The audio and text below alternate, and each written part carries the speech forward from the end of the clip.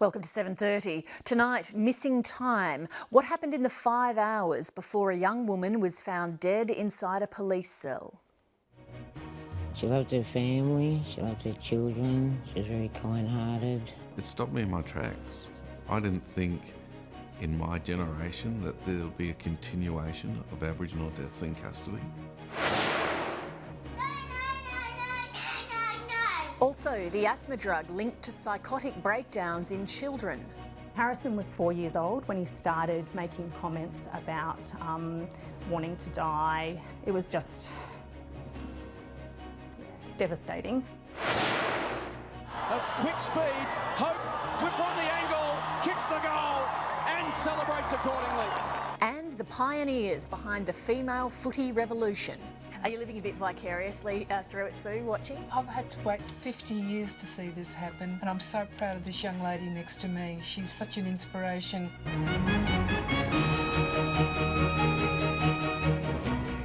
When Rebecca Marr died in a police cell in the town of Maitland, she was the first Indigenous person to die in New South Wales police custody in 16 years. At the time, police were unable to explain why she was taken into custody, what happened in the 5 hours that she spent at the Maitland police station, and why it took them a further 6 hours to inform her family of her death. 2 months on, the grieving family is no closer to finding an answer. Rebecca Marr's mother spoke exclusively to Sarah White for this story, and a warning for Indigenous and Torres Strait Islander viewers that it contains images of people who've died.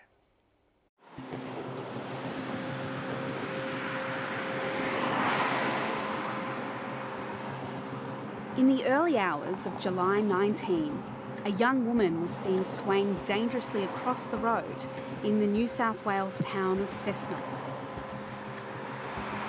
A concerned member of the public called the police, who arrived soon after. The officer believed the woman was heavily intoxicated and she was brought here to Maitland Police Station. Her name was Rebecca Marr. She loved her family, she loved her children, she was very kind-hearted. She would practically do anything for anyone. She was fun, she loved life. That morning began like any other for Rebecca's mother, Debbie. I went over to her place in the morning, went into the house, made coffee and that, waiting for her to come home. I done a bit of cleaning up for her, made her bed, sat near the window, looking out the front door, waiting for her to come home. Rebecca Marr led a troubled life and had a string of minor convictions. Her family says it was not unusual for police to drop her home after a night out. Well, she'd normally be brought home. I would get a phone call, we'd go and pick her up. But this time it didn't happen. I didn't get that phone call.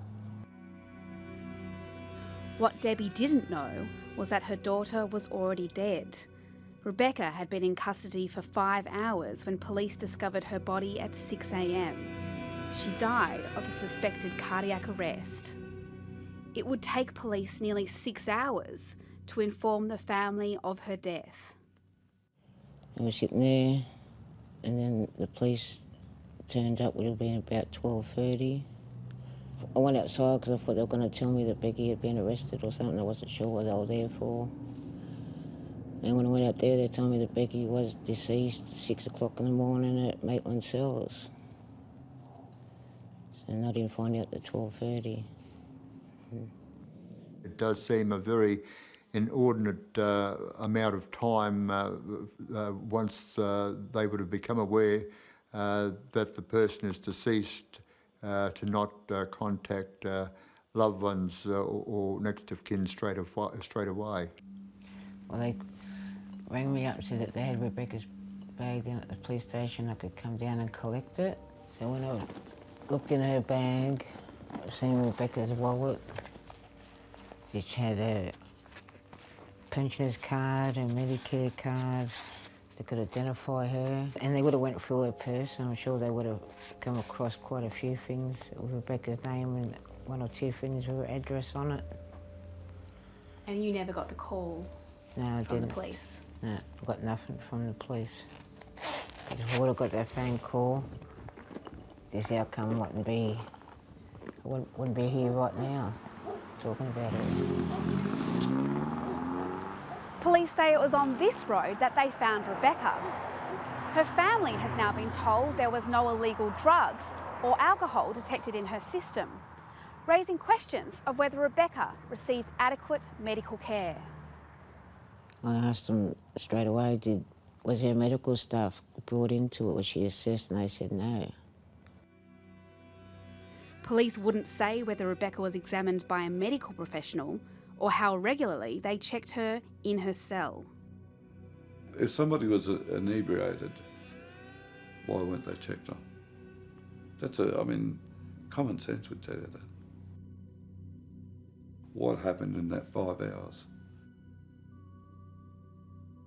And if they felt like she was very intoxicated, wouldn't it have been their duty of care to take her to a place to get checked out? Former policeman Colin Dillon says there is a standard protocol that police must follow in these circumstances. There's a duty of care at all times. Comes into play from the moment that they are picked up, and at very regular intervals, police are required to check on them to see that they're not in any way suffering any medical mishaps. It stopped me in my tracks. I didn't think in my generation that there'll be a continuation of Aboriginal deaths in custody. And sadly, it has been the case. 36-year-old Rebecca Maher is the first Indigenous person to die in custody in New South Wales for 16 years.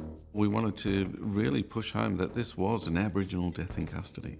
This is an Aboriginal woman, a proud Aboriginal woman that lived in our community. So we want the New South Wales Police Force to know that. The family said goodbye to Rebecca in a small ceremony in New South Wales Hunter region. A coronial inquest is due to start next month. Her family continues to seek answers. Yeah, I'm angry and disappointed. Of course, she's been very distraught, very hurt, and I think she's a very shattered woman. She's lost a daughter who she loved very dearly, you know. It's difficult because we have to talk to family members who are grieving, and we're trying to find some answers. Duty of care wasn't applied to Rebecca, and they just didn't want it swept under the carpet. Like she didn't matter, because she didn't matter. Yeah, she matters a lot to you. Yeah. And her death should matter too. Yeah. Yeah. Because I don't want any other family to go through this. It's heart-wrenching.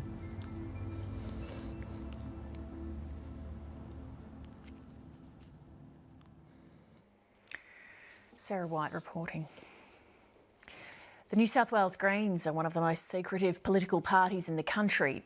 But in a rare interview, a senior Greens politician has broken ranks, saying the party is led by unaccountable officials and needs to reform.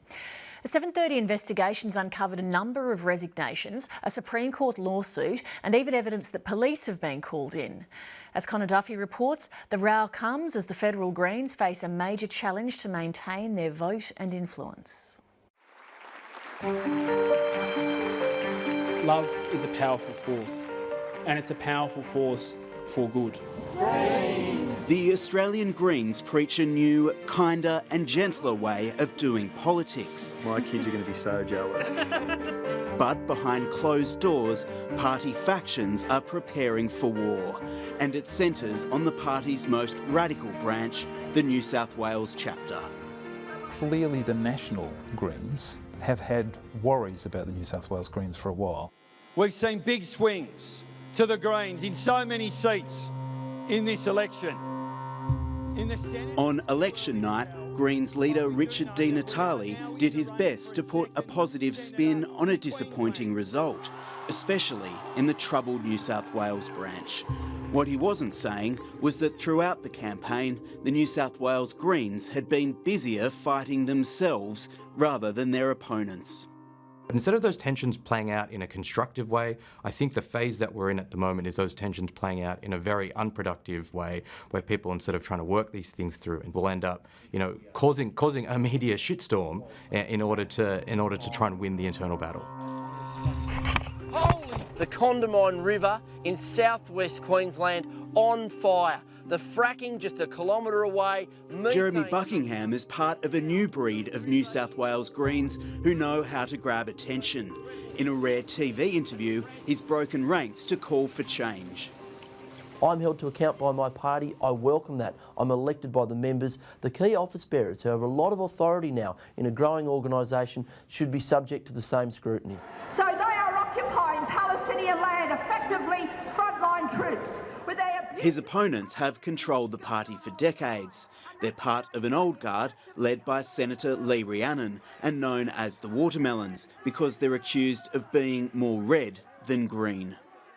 You could say they're the old left who migrated to the Greens. I've no doubt that many of them have a sincere commitment to environmental issues, but they're probably not at the top of their agenda. What they would call social justice or radical issues are probably at the top of their agenda. Jeremy Buckingham hopes to break the power base of the old guard with an open vote for party officials that will blast them out of key decision-making positions. What I want to see is democracy of our party. I want to see people participating in the decision-making, and that is the key foil to any factionalism that may emerge. Buckingham does have support from Richard Di Natale and the federal leadership. It has long seen New South Wales as a thorn in the side of the party's ability to grow. So fraught is the relationship, Greens founding leader Bob Brown was recently compelled to speak out against Senator Lee Rhiannon and the New South Wales branch's resistance to having a leader. These are normal, average, ordinary things that the public expects to see. Well, if we don't have a leader, we don't have accountability. We have de facto leaders, and that's a real problem. We need to have accountability in leadership. We need to have defined roles so we know what their responsibilities are, and we assign them like a strategic task to engage with the membership, to be a focal point in election campaigns potentially. Any successful political party needs to deal maturely with differences of opinion, and there have already been repercussions for Jeremy Buckingham speaking to 730, with opponents criticising him for talking to the media. It's been a peculiarity of the Greens for a long time, as we know, that they don't like to talk to the media. Now, this is odd for a political party, and if there are major internal wranglings within the major parties, we expect we should know about them. In a Greens Facebook group, some are calling for Buckingham's expulsion, and a staffer of rival Greens MP David Shoebridge called him a disgrace. Are you aware that people are calling you a right-winger? A lot of people have suggested I am right-wing. Well, that's just a joke. I'm as progressive as anyone in the Greens. I stand up for all those issues. I mean, I've campaigned on marriage equality in Dubbo. I've had death threats from people for campaigning for the rights of gay people in regional New South Wales. The federal Greens need New South Wales to perform well. The Greens came dangerously close to losing several Senate seats, and the double dissolution election means many of their senators will again be up for re-election in 3 years. In a few states, in fact probably in most states, the Greens vote will have to lift significantly if they want to return their senators and keep their numbers in the Senate as they currently are. New South Wales could again jeopardise that. The party is being taken to the Supreme Court by former staffer Carol Metcalfe, who was at the helm of the New South Wales Greens management team. She'd been hired to professionalise the party. There were party heavyweights who didn't like her agenda, and right in the middle of the election campaign, they resorted to allegedly strong-arm tactics to push her out. A leaked internal management email reveals their plan. Her presence at the Greens New South Wales will no longer be required or accepted. Is that best practice? No, it's not best practice, and I think it reveals something else that we kind of knew about the New South Wales Greens for a while, that they're vague about procedural questions. Carol Metcalfe is fighting back. A leaked statement of claim shows she's taking the party to the Supreme Court for unlawful dismissal, seeking aggravated damages due to bullying. The party denies her claims and has accused her of misconduct. There's no doubt that if you're in a public Supreme Court fight with your former senior-most officer, that will have an impact on internal party morale as well as the party's public image, and not in a good way. The party will try to have the case thrown out of court tomorrow, but the damage has already been done. At the Greens' recent policy conference, Carol Medcalf's supporters succeeded in blocking the entire annual state budget to deny the party money to fight Miss Medcalf in court. The fact that there are people willing to take the extraordinary step, I guess, of blocking the budget shows that there are people willing to cause a fight. People would only take that step if they wanted a bruising internal battle to keep going on. That internal battle is bigger than the row over Carol Medcalf. At its heart, there are fundamental differences over what sort of party the Greens should be. And the party faces a dilemma of how far it will go to attract the votes it needs to maintain its position as a powerful third force in politics.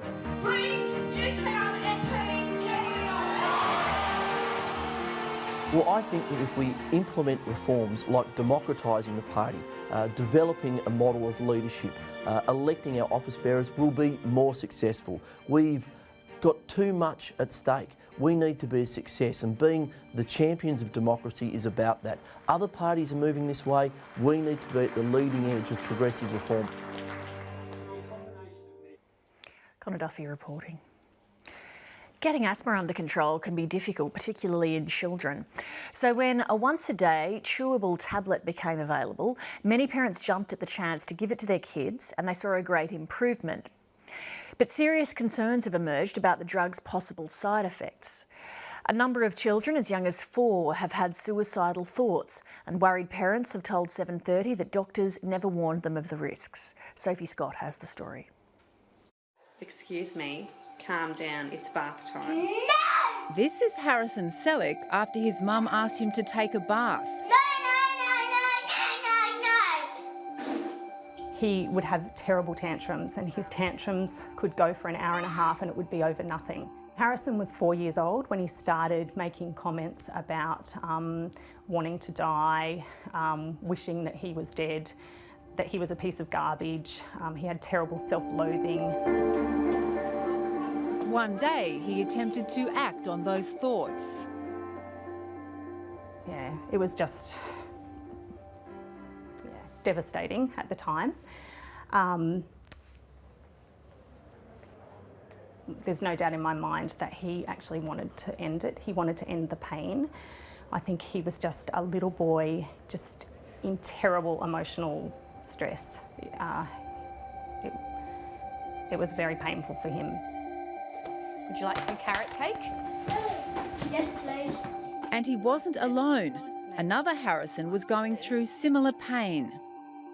I'd asked him to change shirts because we were going out, and he flew into what I would describe as an uncontrollable rage, and he was upending furniture in the house. He was gnashing his teeth, clenching his fists. His face was contorting with just rage. At first I was concerned that he might have had some underlying mental illness such as juvenile schizophrenia or bipolar or something like that, because the change in this little boy within the space of a couple of weeks was so dramatic. I knew that there had to be something seriously wrong with him.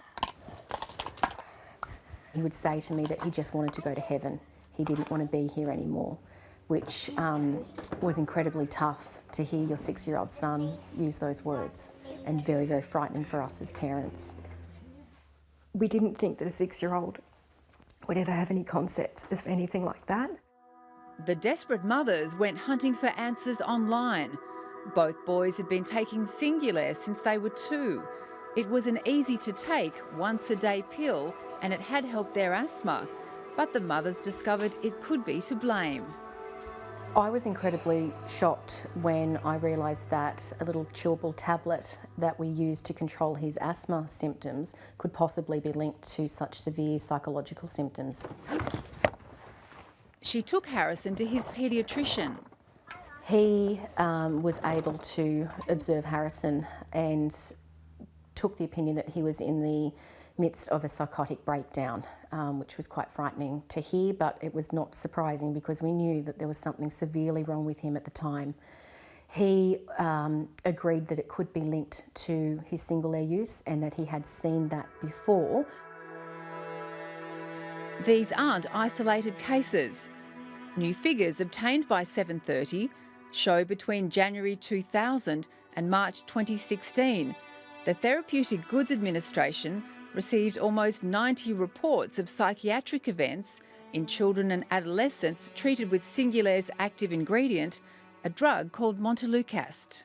I suspect that's an underreporting because it's very difficult often in children to work out whether it's the medication or not, or whether it's just behavioural problems. Coming in. Come meet Leanne. Paediatric respiratory specialist Professor Adam Jaffe has taken some of his patients off the drug because of the serious side effects.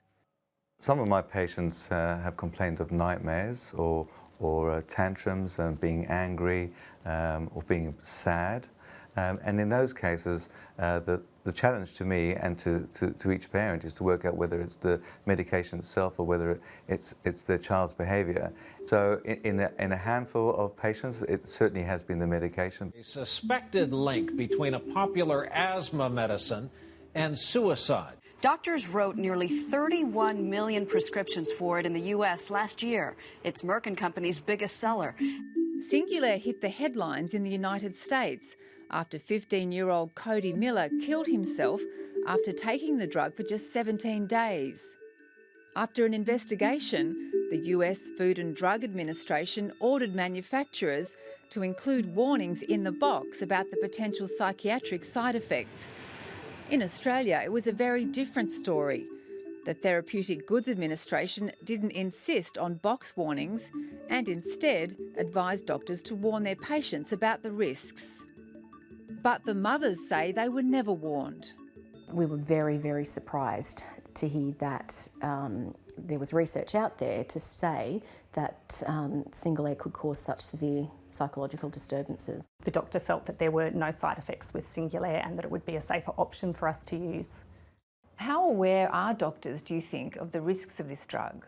I think what's happened is that we're so comfortable with prescribing this medication commonly that I suspect some doctors have forgotten perhaps that it's important to alert parents of children with asthma to look out for these behavioural side effects. And here's a box of Singulaire. As you can see, there are no warning labels on the outside of the box. And inside, there's no information leaflet to warn parents about possible side effects, something many parents are angry about. If you were a parent and you read on a medication that there was potential suicidal thoughts, suicidal actions, you would look into that medication more. You wouldn't just trust your doctor's judgment. I was very angry that we didn't have consumer information in the packaging, and I didn't understand why. When my children have antibiotics, there's consumer information in there that sets out side effects.